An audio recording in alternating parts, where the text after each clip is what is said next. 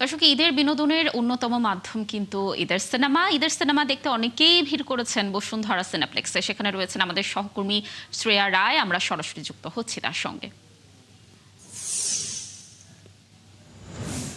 শ্রেয়া, নিশ্চয়ই শুনতে পাচ্ছেন আমাকে। ঈদ মোবারক। এবার ঈদে কি কি সিনেমা হলগুলোতে চলছে এ বিষয়ে একটু জানবো আপনার কাছে। আর যারা সিনেমা দেখতে আসছেন, সিনেমা প্রেমীরা কি বলছেন, জানাবেন বিস্তারিত।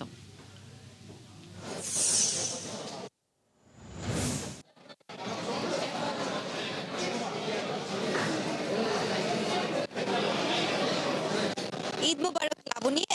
এই মুহূর্তে আমি আছি সব থেকে বড় মাল্টিপ্লেক্সে, স্টার সিনেপ্লেক্সে।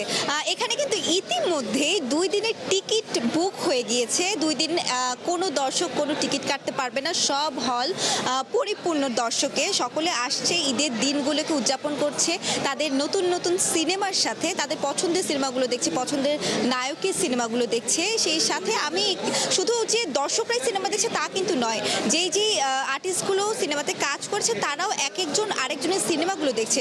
সেই সূত্র ধরে আমি একটু কথা বলবো আমাদের বনলতা এক্সপ্রেসের অভিনেত্রীর সাথে, বাঁধন আপু। আমি দেখছিলাম যে শুধু আপনি আপনার সিনেমাই নয়, আপনি আরেকজনের সিনেমাও দেখে মাত্র বের হয়েছে। কেমন লেগেছে? আমি মাত্র প্রেসার কুকার দেখে বের হলাম।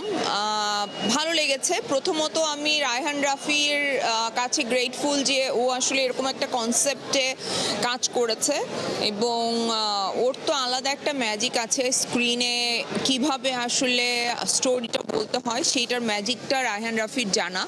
তো ওই ক্ষেত্রে সে খুবই সফল হয়েছে, মানুষও পছন্দ করছে, আর আমার তো ভালো লেগেছে, আমার মেয়েরও ভালো লেগেছে। আমি এবার একটু আপনার সিনেমাটা সম্পর্কে জানতে চাই। বনলতা এক্সপ্রেস দেখে দর্শকদের রিয়াকশন যে দেখছেন, এত ভালো বলছে সবাই, কেমন লাগছে? সেটা তো ভীষণ আনন্দের ব্যাপার। আর আজকে আমি আমার মেয়েকে নিয়ে বনলতা এক্সপ্রেসই দেখতে এসেছিলাম। তো আমি 3টা শোয়ের একটা শোতেও টিকিট পাইনি, আগামীকালকেরও টিকিট নেই। তো তারপর প্রেসার কুকারেরও ছিল না, সামনের দিকের একদম সিট ছিল, সেখানে বসেই দেখলাম। তো এটা খুব ভালো লাগছে যে বাংলা সিনেমা আসলে এইভাবে করে মানুষ দেখছে, হলে আসছে, সব ধরনের সিনেমা দেখছে।